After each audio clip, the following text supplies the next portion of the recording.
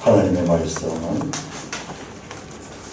창세기 22장 1절에서 24절 그리고 23장 16절에서 20절 본문이 기입니다만 읽으면서 뜻을 새기고 설교는 그와는 조금 다른 방향에서 설교될 것입니다. 창세기 22장 6절 그 일 후에 하나님이 아브라함을 시험하시려고 그를 부르시되 아브라함아 하시니 그가 이르되 내가 여기 있나이다. 여호와께서 이르시되 내 아들 내 사랑하는 독자 이삭을 데리고 모리아 땅으로 가서 내가 내게 알려준 산 거기서 그를 번제로 드리라. 아브라함이 아침에 일찍이 일어나 나귀 한 장을 지우고 두 종과 그의 아들 이삭을 데리고 번제에 쓸 나무를 쪼개 가지고 떠나 하나님이 자기에게 일러주신 곳으로 가더니 제3일에 아브라함이 눈을 들어 그곳을 멀리 바라봅니다. 이에 아브라함이 종들에게 이르되 너희는 나귀와 함께 여기서 기다리라. 내가 아이와 함께 저기 가서 예배하고 우리가 너희에게로 돌아오리라 하고 아브라함이 이에 번제나무를 가져다가 그의 아들 이삭에게 지우고 자기는 불과 칼을 손에 들고 두 사람이 동행하느니 이삭이 그 아버지 아브라함에게 말하여 이르되 내 아버지여 하니 그가 이르되 내 아들아 내가 여기 있노라. 이삭이 이르되 불과 나무는 있거니와 번제할 어린 양은 어디 있나이까. 아브라함이 이르되 내 아들아 번제할 어린 양은 하나님이 자기를 위하여 친히 준비하시리라 하고 두 사람이 함께 나아가서 하나님이 그에게 일러주신 곳에 이른지라. 이에 아브라함이 그곳에 제단을 쌓고 나무를 벌려놓고 그의 아들 이삭을 결박하여 제단 나무 위에 놓고 손을 내밀어 칼을 잡고 그 아들을 잡으려 하니 여호와의 사자가 하늘에서부터 그를 불러 이르시되 아브라함아 아브라함아 하시는지라. 아브라함이 이르되 내가 여기 있나이다 하매 사자가 이르시되 그 아이에게 내 손을 대지 말라. 그에게 아무 일도 하지 말라. 내가 내 아들 내 독자까지도 내게 아끼지 않았으니 내가 이제야 내가 하나님을 경외하는 줄을 아노라. 아브라함이 눈을 들어 살펴본즉 한 숫양이 뒤에 있는데 뿔이 숫풀에 걸려 있는지라. 아브라함이 가서 그 숫양을 가져다가 아들을 대신하여 번제로 드렸더라. 아브라함이 그 땅 이름을 여호와 이레라 하였으므로 오늘날까지 사람들이 이르기를 여호와의 산에서 준비되리라 하더라. 여호와의 사자가 하늘에서부터 두 번째 아브라함을 불러 이르시되 여호와께서 이르시기를 내가 나를 가리켜 맹세하노니 내가 이같이 하여 내 아들 내 독자도 아끼지 아니하였은즉 내가 너에게 큰 복을 주고 너 씨가 크게 번성하여 하늘의 별과 같고 바닷가의 모래와 같게 하리니 너 씨가 그 대적의 성문을 차지하리라. 또 내 씨로 말미암아 천하 만민이 복을 받으리니 이는 내가 나의 말을 준행하였음이라 하셨다 하니라. 이에 아브라함이 그의 종들에게로 돌아가서 함께 떠나 브엘세바에 이르러 거기에 거주하였더라. 이 이후에 어떤 사람이 아브라함에게 이르기를 일가가 당신의 형제 나홀에게서 저녁다 하였더라. 그의 맏아들은 우스요 우스의 형제는 부스와 아람의 아버지 그무엘과 게셋과 하소와 빌다스와 이들랍과 부두엘이라.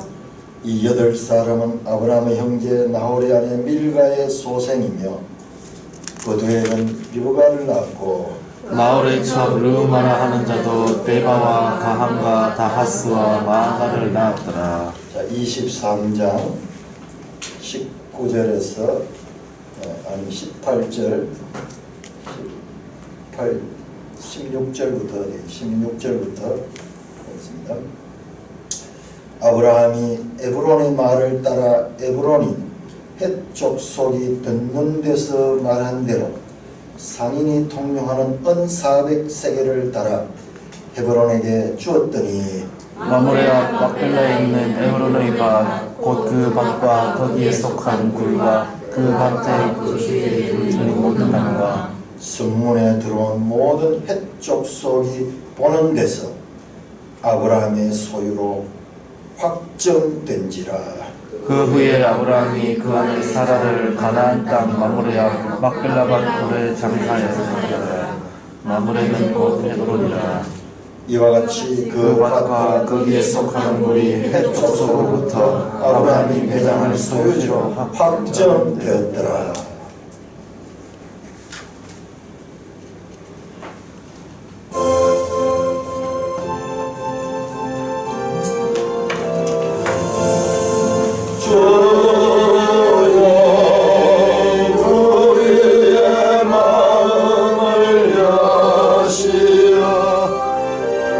말씀을 깨닫게 하옵소서. 아멘. 우리가 말씀을 이렇게 공부를 하면 저 같은 경우에는, 개인 경우에는 이 말씀과 삶이 막 엮여져요. 말씀의 줄과 내 인생의 줄이 막 엮여져 가지고 내가 말씀인지 말씀이 낸지 모를 때를 많이 경험했습니다. 특별히 이 창세기를 할 때 돌이켜 생각해보니까 이 창세기를 공부하면서 저도 아이들을 출산했던 것 같아요. 그런데 또 이제 아이들이 또 이렇게 잉태를 하고 이 창세기에 놓고 죽는 이야기들이 계속 나옵니다. 그러니까 우리의 삶도 이 하나님의 말씀 역사 속에서 같이 엮여져서 돌아갑니다. 이 말씀을 통해서 지금 우리가 우리 현재 주어진 삶에 대한 의미를 제대로 발견한다는 것은 참으로 귀한 일이고 복된 일인 줄 주님의 이름으로 축원합니다. 성경을 공부할 때 두 가지 관점이 있다고 제가 말씀드렸습니다. 매일 성경 책갈피, 우리 이번에 내준 부분에 여기 딱 나오죠. 하나는 하나님이 어떤 분이신가, 하나님 중심으로 성경을 보는 것. 다른 하나는 이 말씀이 나에게, 우리에게는 어떤 교훈을 준가, 우리 중심적으로 이 말씀을 보는 두 가지 관점이 있습니다. 지난 주간에는 제가 아브라함이라는 주제로 아브라함 기사가 우리에게 주는 의미가 무엇인가를 중심으로 살펴보았습니다. 오늘은 다시 이 말씀이 하나님께서는 이 말씀을 통해서 우리에게 무엇을 전하고 싶고 또한 하나님이 어떤 분이신가, 이 말씀을 통해서 나타나는 그 하나님이 누구신가를 중심으로 살펴보고자 합니다. 창세기 1장에서 11장은 원역사를 했습니다. 원역사를 크게 요약해보면 어떻게 죄가 이 땅에 들어왔는가. 물론 하나님의 완벽한 창조가 있었는데도 불구하고 3장부터 죄가 들어왔고, 그 다음에 그 죄가 개인에서, 그 다음에 형제간으로, 가정으로 확산이 되고, 뿐만 아니라 그 죄가 사회로 번져나갔다가 홍수로 멸망당했지만 다시 시작한 인류도 국가적으로 하나님을 대적하는 죄의 확산, 죄의 오염, 우한 폐렴처럼 이게 급속히 죄가 온 세상에 번져나가는 그 내용을 압축적으로 보여주고 있는 것이 원역사입니다. 11장까지고 12장 이후에는 이제 족장사가 시작이 되는데 그 11장과 12장 사이에는 큰 그랜드 캐년 같은 대협곡이 있다 그렇게 했죠. 세상 나라는 이렇게 죄 가운데서 병들어 있는데 그 가운데 하나님께서 아브라함을 부르는 사건을 통해서 하나님 나라를 세우고자 하는 그와 같은 뜻을 펼치시는 것이 12장이라고 그렇게 말씀했습니다. 그래서 아브라함을 불러가지고 네 고향 친척과 아버지 집을 떠나 내가 너게 보여줄 땅으로 가라. 내가 너로 큰 민족을 이루고 너게 복을 주어 너 이름을 창대하게 하니 너는 복이 될지라. 너를 축복하는 자에게는 내가 복을 내리고 너를 저주하면 내가 저주하니 땅의 모든 족속이 너로 말미암아 복을 얻을 것이다. 땅의 모든 족속이 죄 가운데 신음하고 있는데 하나님은 아브라함이라는 한 인물을 통해 가지고 그 모든 족속에게 참으로 복을 주고자 하는 그와 같은 일을 시작하는 것이 아브라함 기사라는 것입니다. 이 세상 나라의 3요소, 국가의 3요소는 주권과 그리고 국민과 그리고 국토, 영토입니다. 영토. 하나님께서는 그 하나님 나라도 이 세상 나라 기준에 그대로 칼빈은 이걸 갖다가 하나님이 맞추심이라고 그렇게 표현했는데요. 우리가 알아들을 수 있도록 하나님 나라도 세상 나라처럼 그렇게 해서 우리에게 하나님의 뜻을 계시해 주는 거예요. 하나님이 하나님 수준에서 우리에게 뜻을 계시하면은요, 아무도 알아듣지 못해요. 조금 어떤 그 이 학문 분야에 전문적인 연구했는 사람들이 나와서 무슨 강의를 하면 우리 알아들을 수 있습니까? 인간들 가운데서도 조금만 많이 공부한 사람 이야기는 우리가 알아듣지 못하는데 하물며 창조주 하나님이 그 하나님 나라의 일을 하나님 수준에서 이야기해보는 우리는 아무도 그걸 알 수 없습니다. 이 하나님께서 인간 역사에 들어오셨어. 인간이 알 수 있는 언어, 인간에게 그 눈높이를 맞추어 가지고 하나님 뜻을 계시하시는데요. 하나님 나라도 세 가지 요소를 가지고 있습니다. 첫째, 왕이 있어야 돼요. 왕은 하나님 나라의 왕은 하나님입니다. 하나님. 당연하죠. 그런데 아직까지 그 국민 그리고 영토는 아직까지 없습니다. 이제 아브라함을 통해서는 이 하나님 나라를 시작하는 단계예요. 땅과 후손은 앞으로 주어질 것입니다. 앞으로 주어질 것입니다. 그런데 그들은 어디서 왔느냐? 그 후손들은 어디서 왔냐? 그 후손들도 세상 나라에서 왔어요. 이 아브라함 가문은 데라의 후손들입니다. 데라라는 아브라함의 아버지의 자손들이에요. 이 데라는 어디 출신이냐? 저 갈대아 우르, 저 바벨론 출신, 바벨론. 세상 나라를 대표하는 바벨론 출신인 그 데라 가족을 불러내어서 하나님은 그 가운데서 하나님 나라를 일으켜 한 사람을 선택하신 것입니다.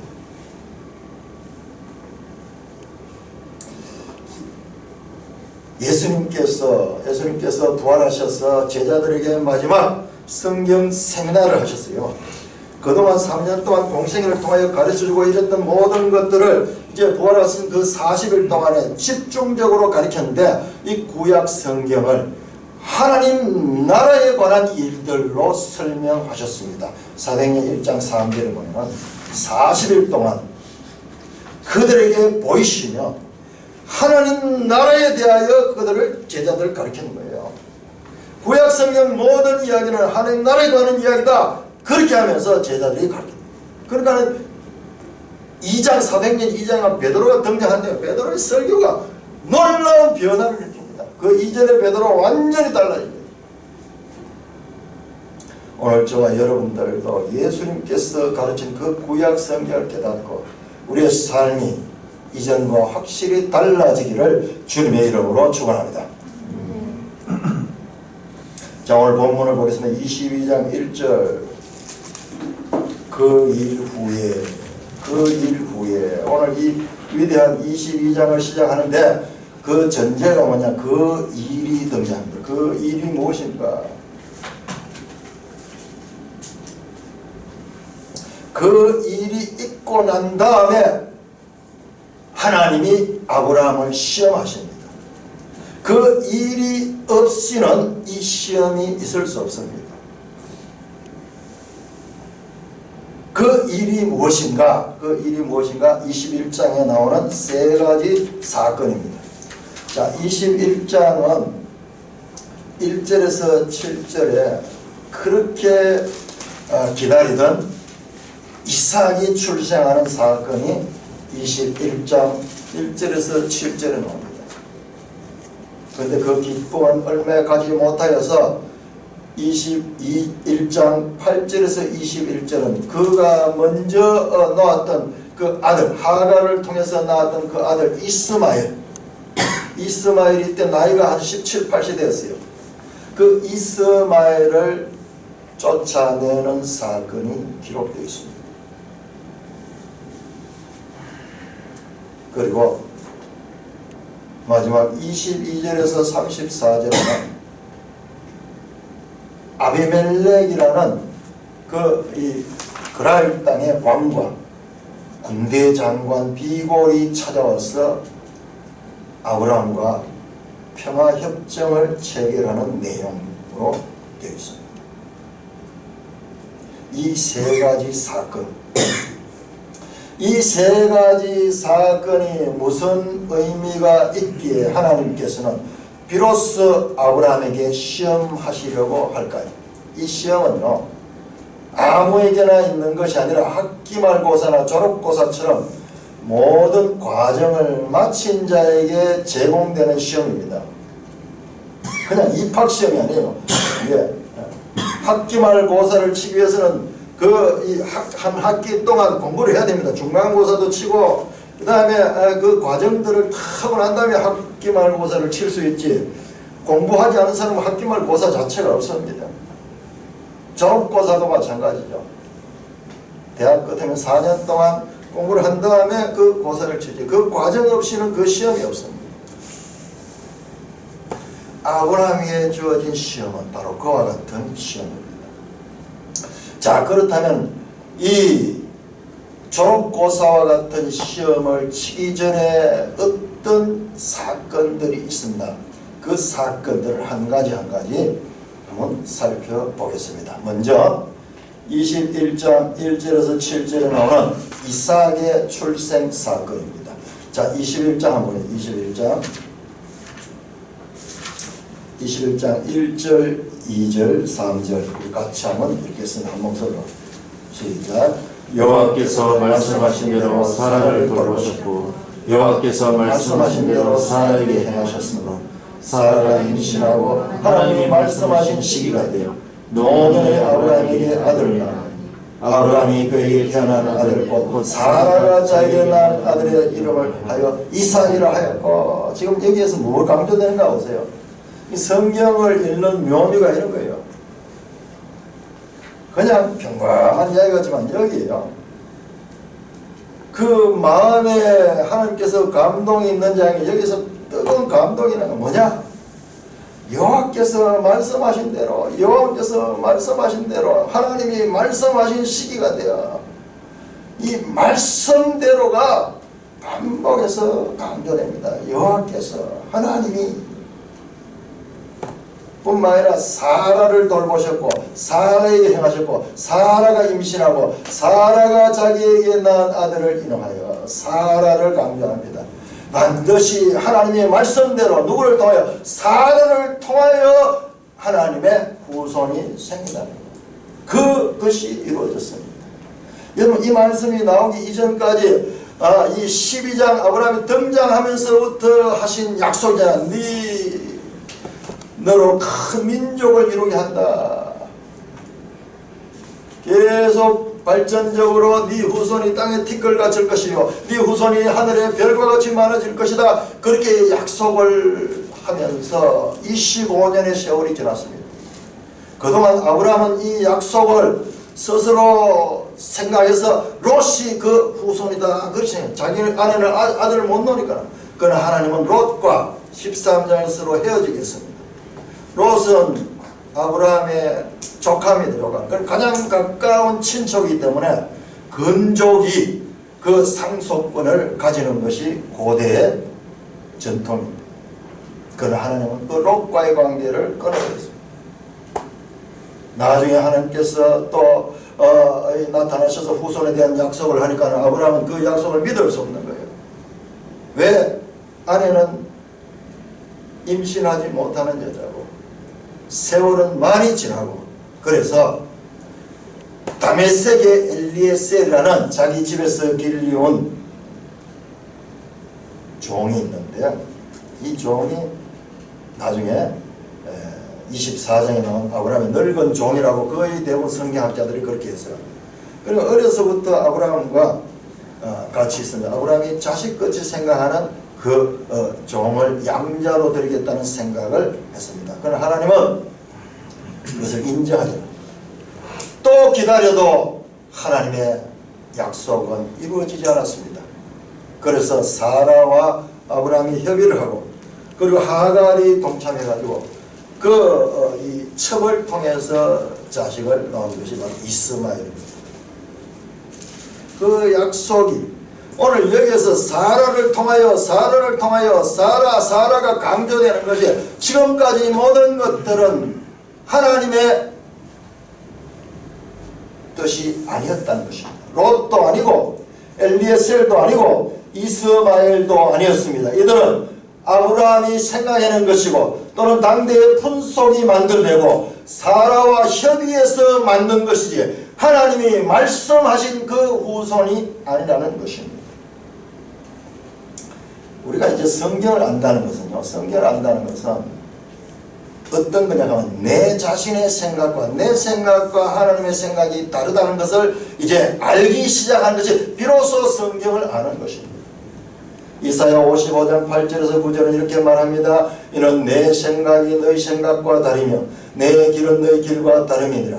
여호와의 말씀이니라. 이는 하늘이 땅보다 높음같이 내 길은 너희 길보다 높으며 내 생각은 너희 생각보다 높음이니라. 하나님이 지금 주무시고 계시는지 하나님이 지금 잊어버리고 계시는지 약속은 해놓고 그 약속은 현실적으로 이루어지지 않으니까는 점점 시간은 가고 초조함이 오고 그래서 아브라함은 자기의 생각을 가지고 하나님의 뜻을 대신하고자 롯을 세웠다가 엘리에셀을 세웠다가 그리고 이스마엘을 세웠지만 다 그것은 하나님이 말씀하신 사라를 통한 난 그 자식이 아니었습니다. 자, 우리 11장 30절 한번 11장. 자, 아브라함 기사가 나오기 전에 창세기 11장 12장에서 아브라함 기사가 나오는데 11장 30절 같이 읽습니다. 시작. 사라는 임신하지 못함으로 자식이 없었더라. 아직까지 아브라함 기사가 나오기 전에 지금 데라의 후손들의 족보를 쭉 나열하면서 사라 부분에 가서 성경은요 설명을 하고 있습니다. 임신하지 못함으로 자식이 없었더라. 이 암시, 이 성경 이 암시는 아브라함 기사를 전체까지 이어지는 그와 같은 중요한 주제가 되는 것임을 이미 11장에 사라가 처음 등장할 때부터 암시되어 있었습니다.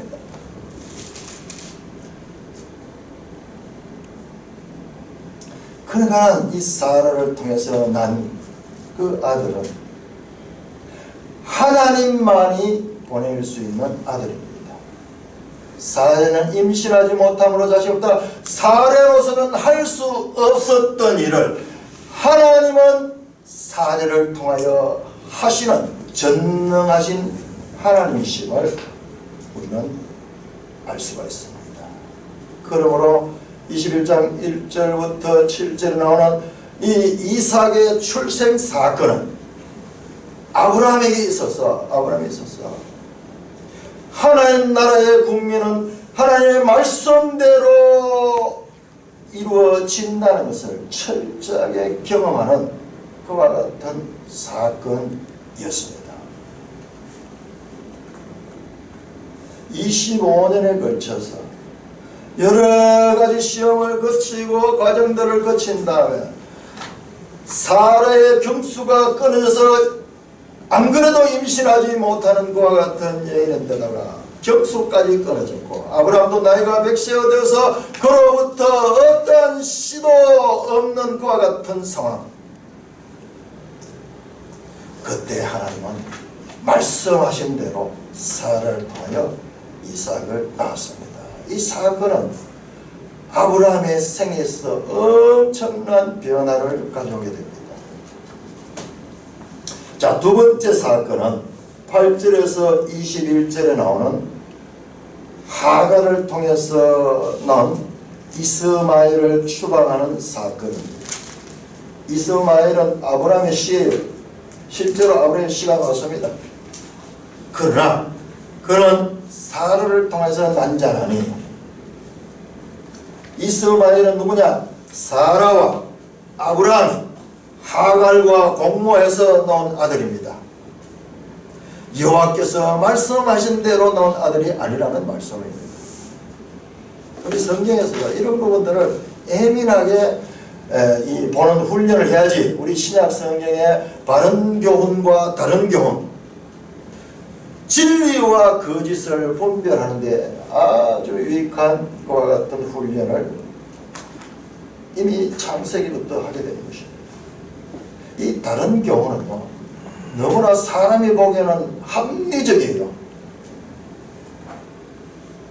아브라함 씨 맞잖아요. 그러니까는 우리가 이렇게 해서 이 씨를 얻으면 된다, 그렇게 생각했는데, 그러나 그것은 하나님이 말씀하신 씨가 아닙니다. 자, 이삭이, 약속의 아들이 그 가정에 태어나자 지금까지는 이스마엘 혼자 그 아들의 이 아들로서 높임을 받고 사랑을 받았는데, 이 이스마엘은 이삭이 태어나자 엄청난 심리적 고통을 겪게 됩니다. 나이가 지금 14세가 차이네요. 14세. 이삭이 젖을 떼는 날에 큰 잔치를 베푸는데 한 30살 된다고 그래요. 우리는 촛돌을, 옛날에는 이 아이들이 태어나면 죽는 경우가 많기 때문에 돌을 그렇게 강조했던 거예요. 이스라엘은 젖을 뗄 때를 그렇게 강조합니다. 그래서 큰 잔치를 베푸는데, 지금까지 그 집의 사랑을 독차지하던 그 이스마엘은 새로 생겨난 그 이복 동생 때문에 가슴이 부글부글 끓어오르는 것과 같은 시기심과 질투심을 가지고 죽이고 싶은 그런 생각이 들었을 것 같아요. 우리가 이해할 수 있잖아요. 그런데 사라는 그 광경을 보고 아브라함에게 말해서 그 종과 그 종의 아들을 쫓아라, 여종과 그 아들을 쫓아라, 이름도 안 나옵니다. 10절에 보면 그가 아브라함에게 이르되 사라가 이 여종과 그 아들을 내쫓아라. 이 종의 아들은 내 아들 이삭과 함께 기업을 얻지 못하리라. 그러면서 이 집안 안에 큰 문제가 생깁니다.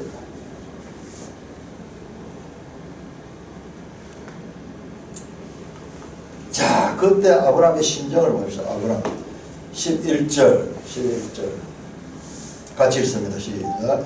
아브라함이 그의 아들로 말미암아 그 일이 매우 근심이 되었더니, 약속하신 아들이 태어나니까 그것은 좋았는데, 그로 인해서 그 집안에 엄청난 이 불행한 사건들이 생기고 그 아버지 아브라함은 매우 근심하게 되는 그와 같은 일이 생깁니다.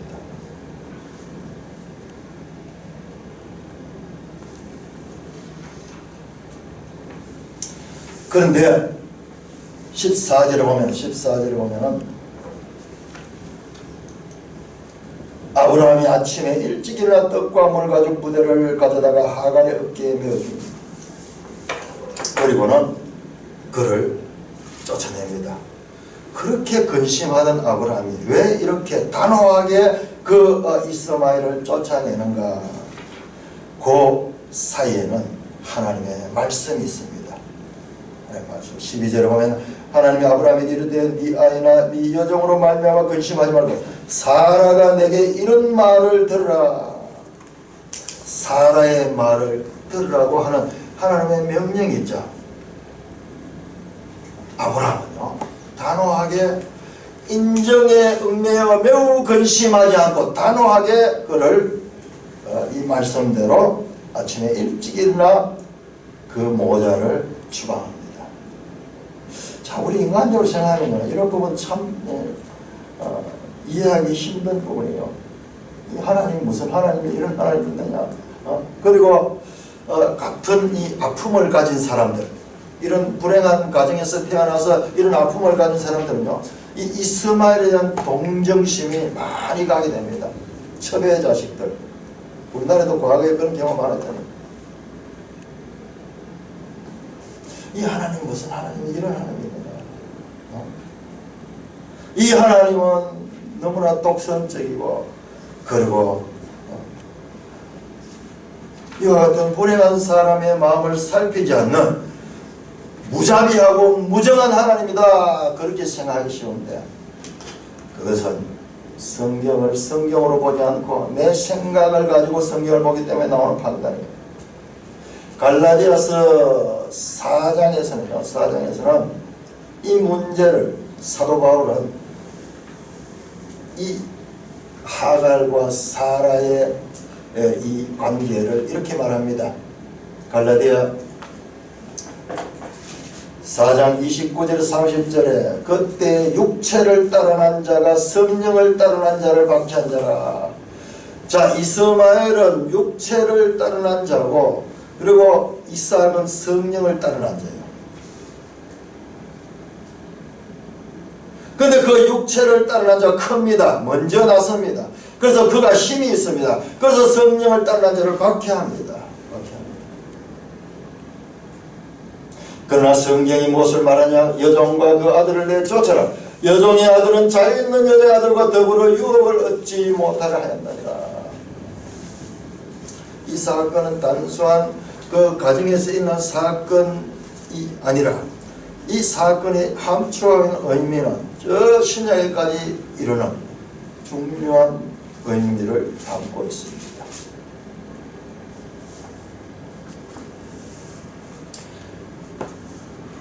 아브라함이 이 하나님의 명령을 듣기 전까지는 그 일로 인하여 매우 근심했다고 되어 있는데, 오늘 우리가 읽었던 이 본문을 보시면요, 오늘 읽었던 이 본문을 보면은 아브라함이 이삭을 바칠 때는 매우 근심했다는 말이 한 군데도 없어요. 아침에 일찍 일어나서 그렇게 해서 모리아산까지 가는데요, 아브라함은 실제로 그 아들을 죽이려고 왔습니다.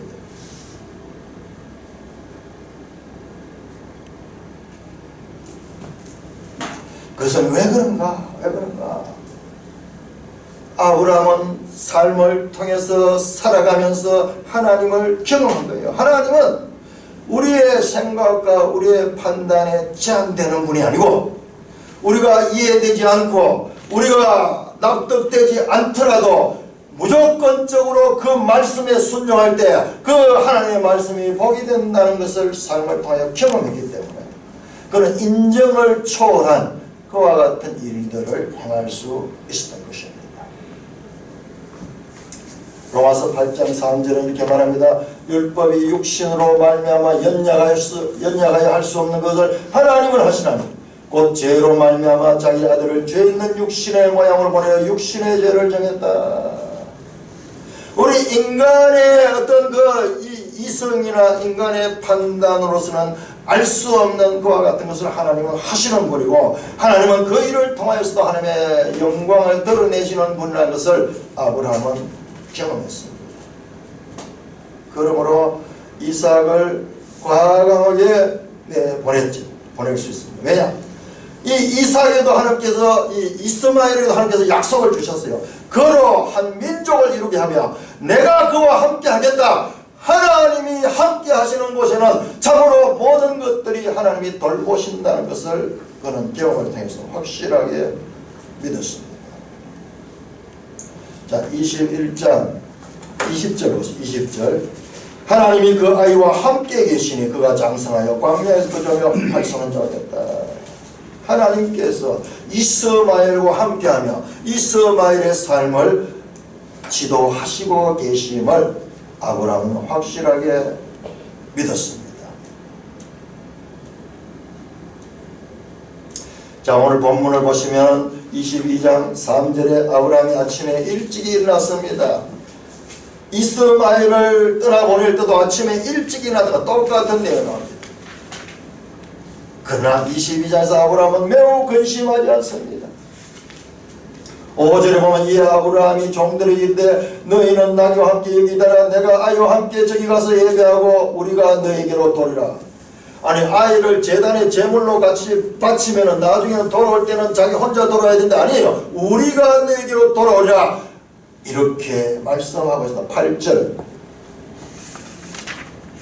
8절에서 22장 8절에 아브라함이 이르되 내 아들아 번제할 어린 양은 하나님이 자기로 하여 친히 준비하라고 하고 두 사람 함께 갔습니다.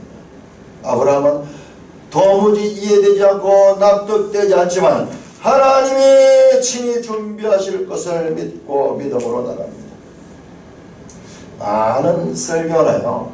또는 이 아브라함 기사를 타면 영화 같은 걸 보면 아브라함이 3일 동안 너무너무 근심하며 고통스럽게 그렇게 이 모리아산으로 갔다고 되는데 오늘 본문은 뭐 그렇지 않아요.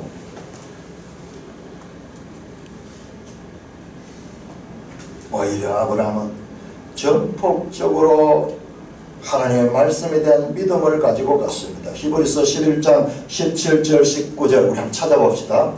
자, 신약을 통해서 구약이 바르게 해석될 수 있습니다. 히브리서 11장 17절 19절은 이 아브라함 22장 이 기사에 대한 해석이 나오는데 이렇게 나옵니다. 우리는요 성경으로 성경을 해석해야 됩니다. 내 감정으로 성경을 해석하게 되면 성경을 바르게 해석할 수 없는 거예요. 히브리서 11장 17절에서 19절 같이 있습니다. 시작. 아브라함은 시험을 받을 때 믿음으로 이삭을 드렸으니 그는 약속들을 받은 자로 돼 그 외아들을 드렸느니라. 그에게 이미 말씀하시기를 네 자손이라 칭할 자는 이삭으로 말미암으려 하셨으니 그가 하나님이 능히 이삭을 죽은 자 가운데서 다시 살리실 줄로 생각한지라.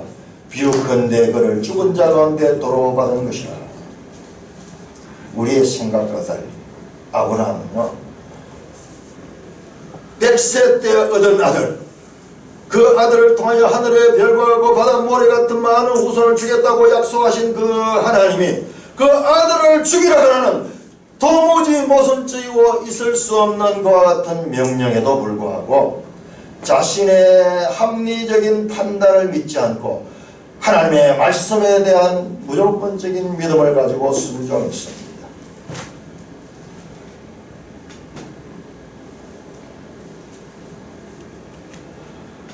아브라함은 여호와 이래 하나님이 준비하신다. 하나님이 준비하신다. 하나님이 하나님 나라를 이끌어 가신다는 그 믿음을 확실하게 가지고 있습니다. 자, 그와 같은 것을 우리가 더 확실하게 알 수 있는 것이 22장 20절부터 24절 내용입니다. 여러분들 지금까지 이 이야기가 쭉 나오다 갑자기 족보가 하나 튀어나오는데 이 내용들을 쭉 전개되던 그 내용들을 가로막는 생뚱맞은 족보가 하나 툭 튀어나옵니다.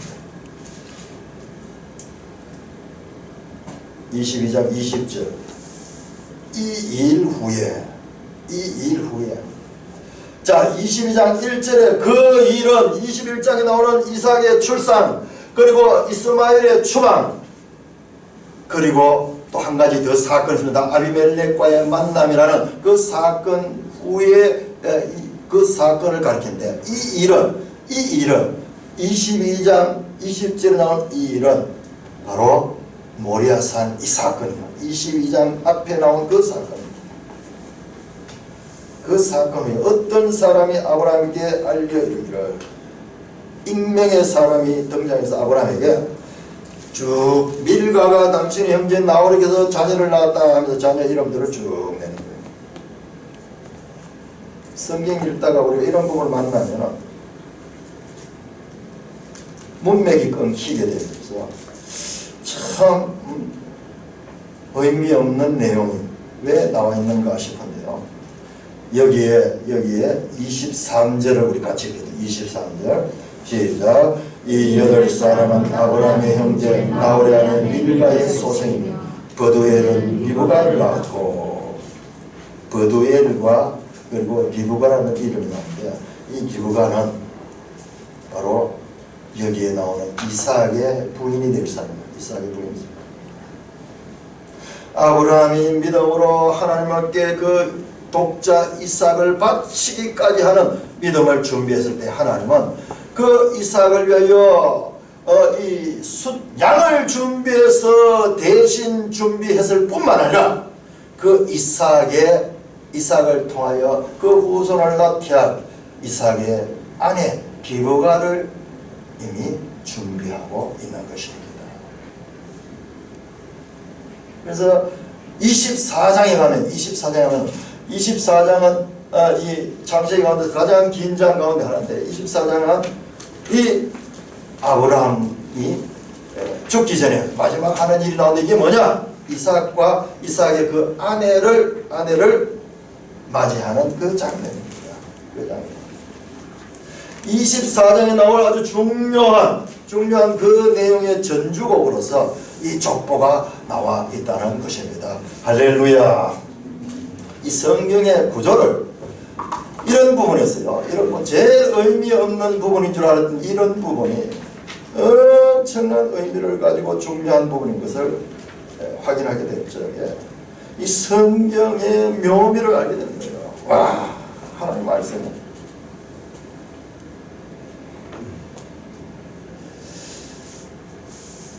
자, 이 사건들 약속의 후손을 미리 준비하시고 그를 통하여 아브라함이 한 약속을 이루어가겠다는 그와 같은 내용이 이 족보 가운데서 나타납니다. 결국 하나님 나라를 구성하는 요소 가운데 그 후손에 관한 내용과 전부 연결되는 그와 같은 이 일들이 펼쳐지고 있는 것을 보게 됩니다. 자, 세 번째 사건, 아브라함이 시험을 받으려고 준비된 그와 같은 그 일 가운데 세 번째 사건은 21장 22절에서 34절까지 나오는 사건입니다. 21장 22절에서 34절 한번 펴보십시오.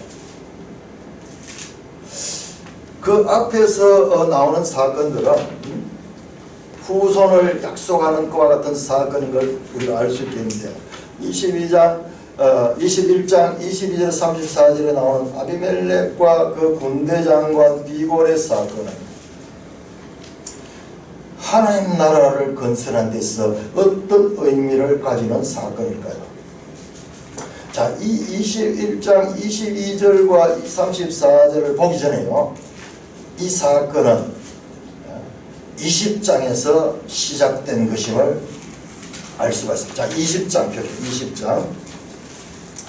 자, 20장 1절에서 18절. 20장 1절에서 18절은 아브라함이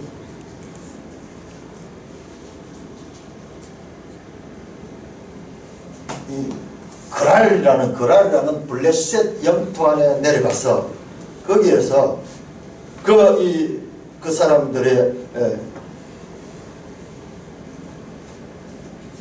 자기 아내를 취할 것에 대한 두려움을 가지고 거짓말하고 그랄 왕은 아비멜렉은 그 아브라함의 아내 사라를 자기 궁전에 데리고 가는 그 사건입니다.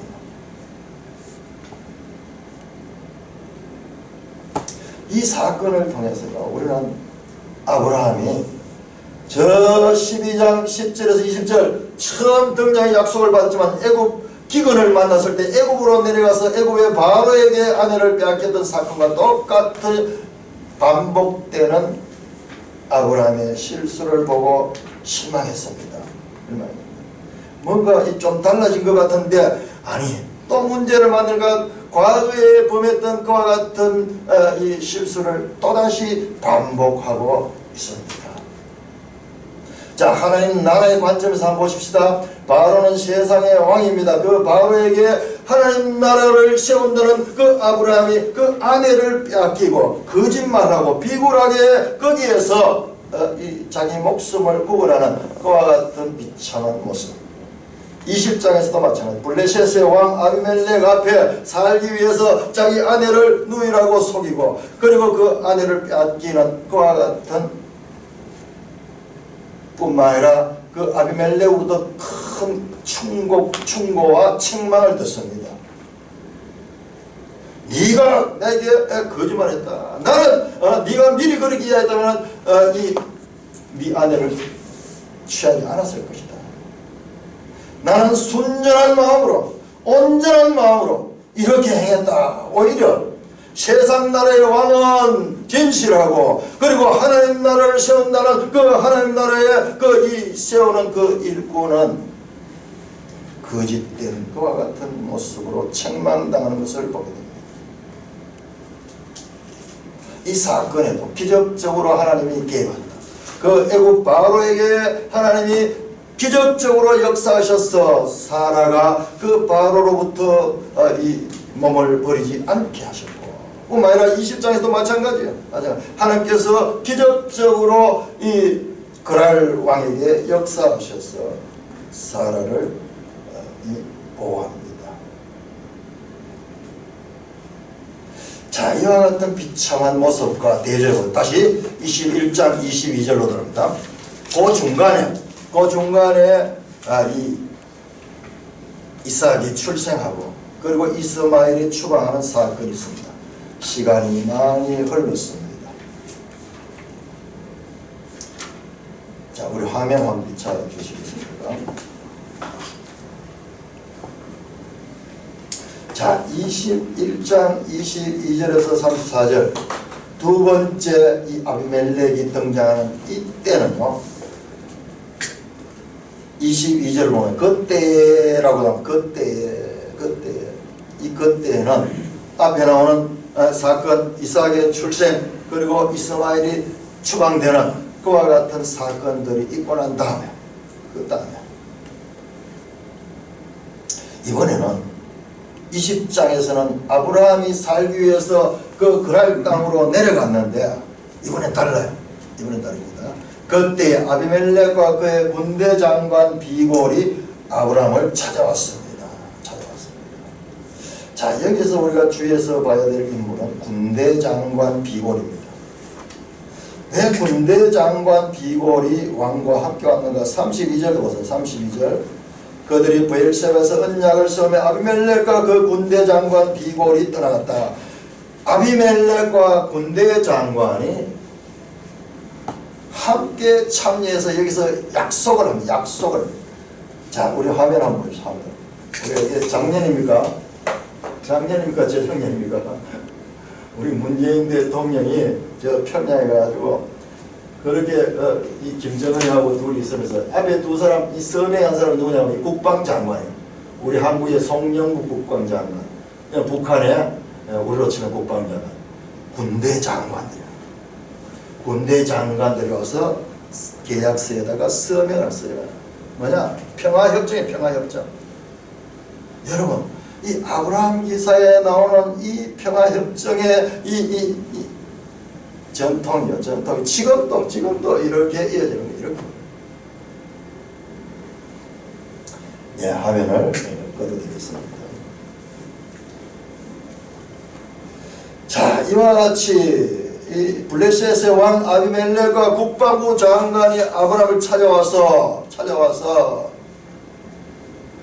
오히려 내용을 자세히 보면요, 이들이 아브라함에게 호소하고 아브라함에게 적극적으로 이 계약을 맺게 해달라고 부탁을 하고 있습니다.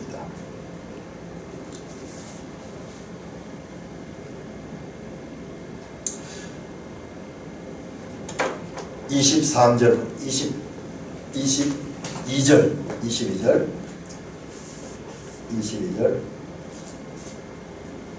같이 읽습니다. 시작. 그때에 아비멜렉과 그 군대 장관 비골이 아브라함에게 말하이르되 네가 무슨 일을 하든지 하나님이 너와 함께 계시도다. 세상 사람들이 볼 때도 아브라함은 하나님이 함께하는 그와 같은 인물로 인정받게 된 겁니다.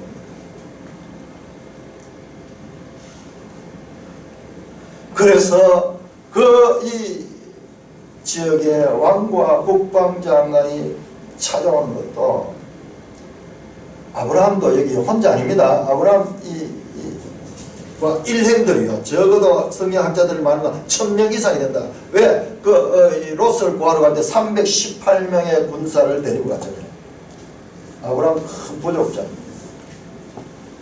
아브라함 뒤에 나온 내용은 아주 거부입니다. 큰 부자예요. 그러나 한 부족의 족장이 지나지 않지만 그 아비멜렉과 이 군대 장관 비보는 한 나라의 왕입니다. 그들이 찾아와서 아브라함에게 부탁하는 것은 하나님이 함께 하신다는 그와 같은 고백과 더불어 그들은 세상적인 관점에서가 아니라 새로운 관점에서 아브라함을 보게 되고 아브라함을 찾아 나와서 아브라함에게 계약을 맺기를 요청합니다. 23절에 보면은 22절 23절이 아비멜렉과 그 군대장관 비볼의 말입니다. 먼저 네가 모든 일을 한 걸 보니까 하나님이 너무 한다. 그런즉 너는 나와 내 아들과 내 손자에게 거짓되이 행하지 않기를 이제 여기서 하나님을 기면서 내가 네게 후대한데도 너도 나와 내가 머무는 이 땅에 행할 것이나. 아브라함과요 이 아비멜렉은 자신뿐만 아니라 자신의 아들과 자신의 손자 네들까지 대대로 이 평화협정을 맺어서 우리는 서로 불가침하고 서로 평화를 누리자는 약속을 하고자 찾아온 거예요. 그때 아브라함 24절 아브라함이 짧게 말합니다. 아브라함이 내가 맹세하리라. 그렇게 하겠다. 그렇게 하겠다. 지금요 갑과 을이 바뀌어버렸어요. 오히려 한 부족장이 그 나라의 왕과 군대 장관 앞에서 오히려 더 당당하게 말할 뿐만 아니라 25절 보면은 25절 후반절 보면 아브라함이 아비멜렉을 책망했다. 20장에서는 아비멜렉이 아브라함을 책망했는데 이제는 세월이 지나고 믿음의 경륜이 쌓이고 믿음이 성숙한 아브라함은 그 영적 권위를 가지고 아비멜렉을 책망했습니다. 20장 9절에 나타났던 아비멜렉이 아브라함을 책망하는 것이 역전됩니다. 사랑하는 형제 자매 여러분, 저와 여러분들도요 예수 믿는다고 해가지고 갑자기 무슨 능력이 나타나고 예수 믿는다고 해서 갑자기 성품이 변하고 예수 믿는다고 해서 그때부터 뜨거운 뭔가 이 체험이 있고 그렇게 해서 이전과 확 변화된 삶을 살았으면 얼마나 좋겠습니까마는 그러나 실상은 그렇지 않습니다. 많은 사람들 간증하는 거 다 그렇게 해요. 자기는 뭐 그때부터 은혜 받고 완전히 달라져가지고 뭐 이런 이야기를 많이 하는데요. 성경의 가르침은 그러하지 않습니다. 하나님의 자녀가 된 사람들 그와 변화하고 발전하는 과정은 더딥니다. 많은 사건과 체험을 통하여 하나님을 점점 알아가게 되면서 그의 믿음도 성숙하고 성품도 따듬어집니다.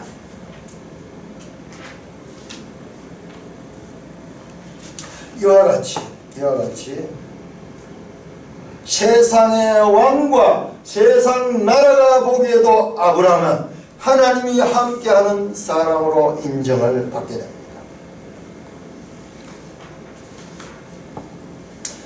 22장에 보면은 22장 12절에 하나님도 아브라함을 인정합니다. 이 일 후에 아브라함을 시험했는데 그 아브라함을 보고 내가 이제야 네가 하나님 경외한 줄 알아. 하나님도 인정하는 믿음이 됩니다.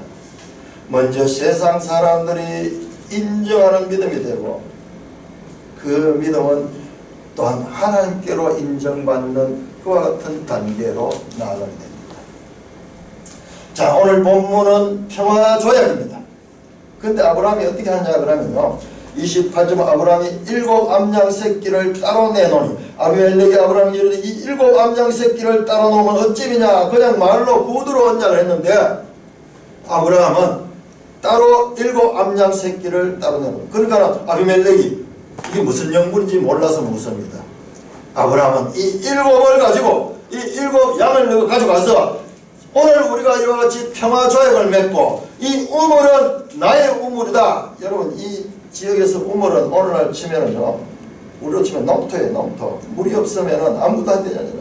목축을 한 데서 이 우물이 있어야지 살 수 있습니다. 그냥 구두로 끝날 뿐만 아니라 언약을 세웁니다. 그래서 31절 두 사람이 거기서 서로 맹사해서 그것을 브엘세바라 이라고 했다. 그들이 브엘사에서 언약을 세웠다 이 말씀을 강조하고 있습니다. 그런데 우리가 지금 남북관계도 보면 북한하고 우리 남한하고 뿐만 아니라 미국하고 여러 번 협정을 맺었어요. 이 핵도 개발하지 않도록 하고, 그래서 미국에서 이 많은 돈도 대주고 그렇게 했는데 그 언약을 지키지 않아요. 지키지 않아 버리면 그 언약이 무효되는 거예요.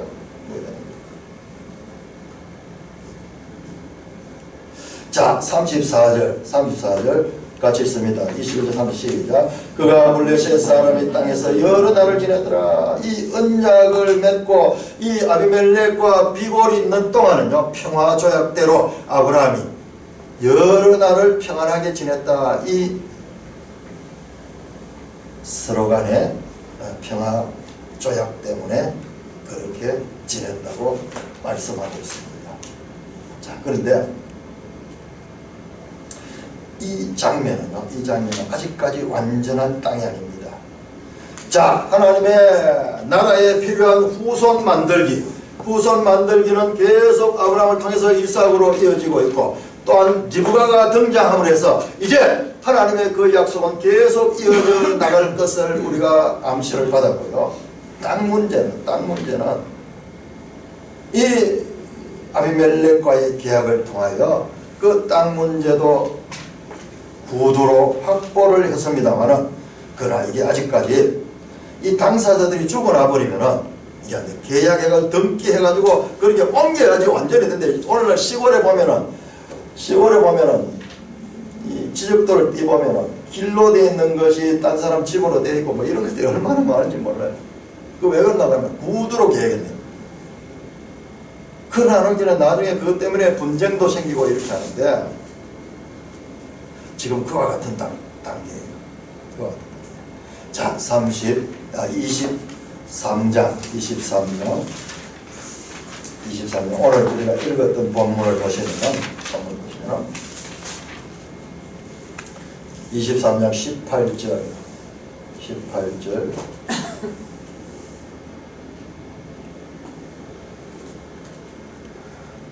성문에 들어온 모든 헷족속이 보는 데서, 자, 고대는 오늘날은 등기하고 이 계약서 쓰고 등기해가지고 그렇게 쫙 등기소 그게 보관이 돼가지고, 그래서 이 당사자는 계약서를 가져가고 그 등기 원본은 이 등기소에 있습니다.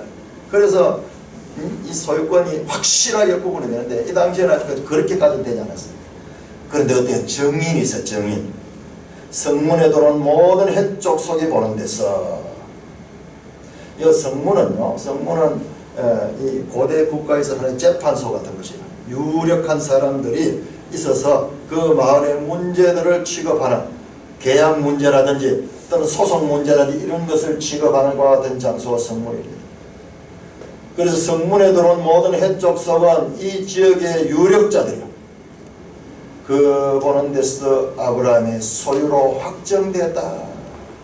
아브라함요, 여기에서는 이 땅을 값을 치르고, 엄청난 값을 치르고 이 땅을 구입합니다. 그래서 공식적으로 아브라함의 소유로 확정됐다. 20절 보세요. 20절. 이와 같이 그 밭과 거기 속한 굴이 헷족속으로다 아브라함이 매장할 소유지로 확정되었더라. 이 땅을 매입하는 아브라함의 오늘날 저 등기 이전하는 이것은요, 앞으로 400년 후에 가나안 전 지역을 차지하게 될 그 땅을 미리 보여주는 지표입니다. 이 땅은 우리가 창세기 읽으면서 계속 이 땅에 관심을 가지고, 이 땅은 장차 아브라함도 매장할 땅이 되고 이삭도 묻힐 땅이 되고, 뿐만 아니라 저 나중에 자 50장 창세기 50장 13절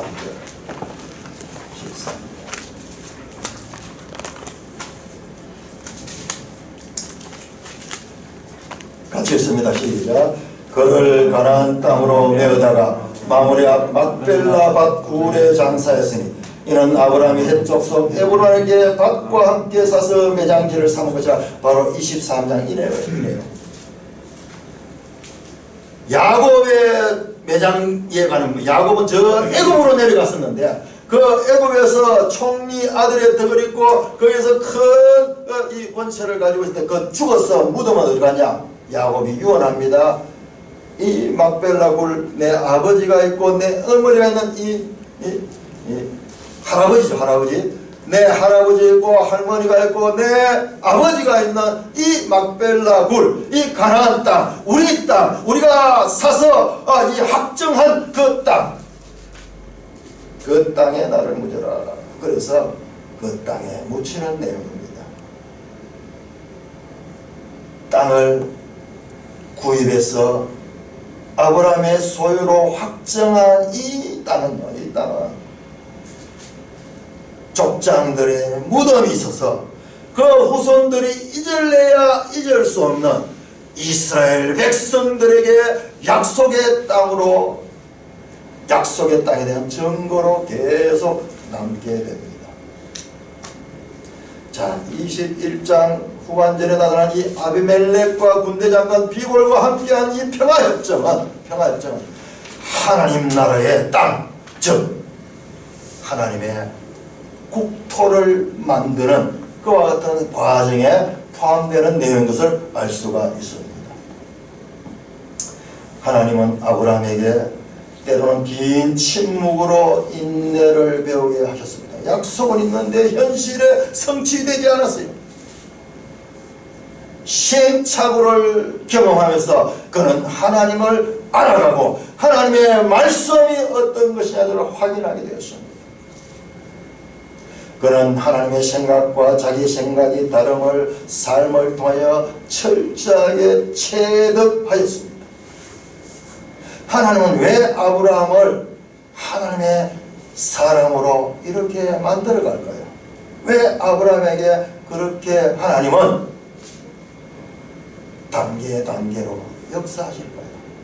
그 답은 17장에 있습니다. 17장 우리 한번 찾아보세요. 17장.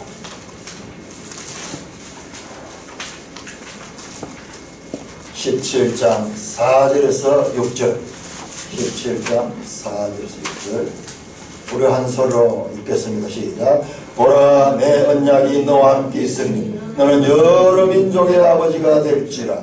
이제 후로는 내 이름을 아브라함이라 하지 아니하고 아브라함이라 하리니 이는 내가 너를 여러 민족의 아버지가 되게 하려니라. 내가 너로 심히 번성하리니 내가 너에게서 민족들이 나게 하며 왕들이 내게로부터 나오리라. 하나님은 왜 사라에게 임신하지 못하는 어려움을 주셨습니까? 뿐만 아니라 목숨을 건지기 위해서 비굴한 거짓말로 세상의 왕들에게 취하게 되는 그와 같은 위기를 맞게 하셨을까요? 그러나 하나님은 그 사건에서는 즉각적으로 나타나셔서 세상 왕들에게 사라가 몸을 버리지 않도록 역사하셨습니다. 왜 그러십니까? 왜 하나님은 사라에게 특별히 그렇게 역사하십니까? 사라는 하나님 나라의 국민인 아브라함의 씨를 통해 오실 약속의 후손을 잉태하고 그를 출생해야 할 하나님의 후속의 역사의 통로이기 때문입니다. 16절, 17장 16절 같이 읽겠습니다. 시작. 내가 그에게 복을 주어 그가 내게 아들을 낳아주게 하며 내가 그에게 복을 주어 그를 여러 민족의 어머니가 되게 하니 여러 민족의 여러 왕이 그에게서 나리라. 할렐루야. 아브라함의 생의 모든 과정들은 여러가지 사건과 환경들과 여러가지 문제들을 만나서 그때그때 임기응변적으로 살아가는 것 같지만 이 모든 일들은 합력하여서 하나님의 주도하에 하나님 나라를 세우는 데 사용되고 있는 것을 보게 됩니다. 사랑하는 형제 자매, 우리는 지금까지 아브라함 기사와 여러가지 나타난 사건들, 아브라함이라는 인물에 대한 영웅적인 믿음의 인물에 대한 단편적인 교훈으로 많이 보았습니다. 이게 우리가 처음에는 이렇게밖에 볼 수 없어요. 이렇게밖에 볼 수 없어요. 우리가 사람은 항상 사람 중심이고 또 자기 중심으로 볼 수밖에 없어요. 그러나 우리가 점점 말씀을 통해 하나님을 알아가게 되면 아니 예수님께서 가르쳐주신 그와 같은 방법으로 성경을 읽게 되면 이 구약의 모든 것들도 하나님 나라의 관점에서 보게 될 적에 이 기사들이 하나님이 어떤 분이시며 하나님의 뜻을 이루는데 어떻게 사람들에게 역사하시며 어떻게 시간 가운데 역사하시며 어떻게 사건들 가운데서 일하시는 하나님이신가를 계시해 줄 뿐만 아니라 하나님의 구원 역사의 전개 과정, 그 하나님 나라가 어떻게 발전적으로 전개되는가를 보여주는 내용이 됩니다.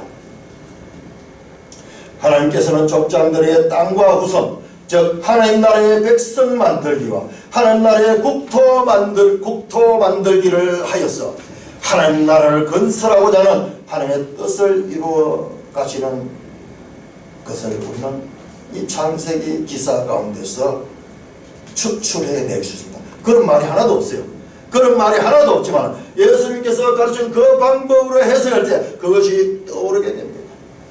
아브라함을 통해 하나님 나라를 건설하신 하나님께서는 아브라함의 믿음을 추상적인 관념에서 삶의 현장에서 행동으로 나타내시도록 이끄시는 분이심도 보았습니다. 저와 여러분들도요, 믿음이 점점 자라나요. 점점 자라나요. 이 말씀을 이제 우리가 읽으면서 하나님이 누구신가 알고 내 앞에 펼쳐지는 사건들, 뜻밖의 일어나는 문제들, 그 가운데서 문제만 보지 말고 그 문제 배후에 역사하시는 그 하나님께서는 이 문제를 통해서 어떻게 내가 하기를 원하실까를 보는 것을 배우는 것입니다. 그러면 우리가요, 이 땅에서부터 살아가면서 점점 하나님의 뜻을 알고 그 하나님의 뜻을 이루는 삶을 살아갈 수 있는 것입니다. 아브라함의 하나님은 저와 여러분들의 동일하신 하나님이심을 성경을 통해 바르게 알고 믿음의 성장과 성숙을 이루어가며 하나님께서 인정하시고 사람들이 인정하는 믿음과 삶을 살아내시는 저와 여러분 되기를 주님의 이름으로 축원합니다.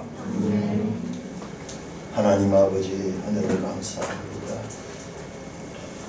하늘의 하나님께서 천지 만물의 창조주요 주관자며 주권자이신 그 하나님께서 티끌 같고 미물 같고 부족한 인생들 가운데 찾아오셔서 인간의 삶 가운데 개입하셔서 그 유치하고 부족한 그 삶 가운데도 하나님께서 함께 하셔서 때로는 기다리시며 때로는 부추기시며 때로는 급히 역사하셔서 마침내 이제야 내가 하나님을 경외한 줄 알겠다는 하나님이 인정하시는 믿음으로 성장하고 성숙하기를 기대하시는 분이심을 알게 하심을 감사를 드립니다. 이 아브라함 기사가 우리 모든 성도들의 기사가 되게 하시며 그들의 가정의 기사가 되며 그들의 후손의 역사하는 기사 되게 하여 주시옵소서. 예수님 이름으로 감사하며 기도드리옵나이다. 아멘.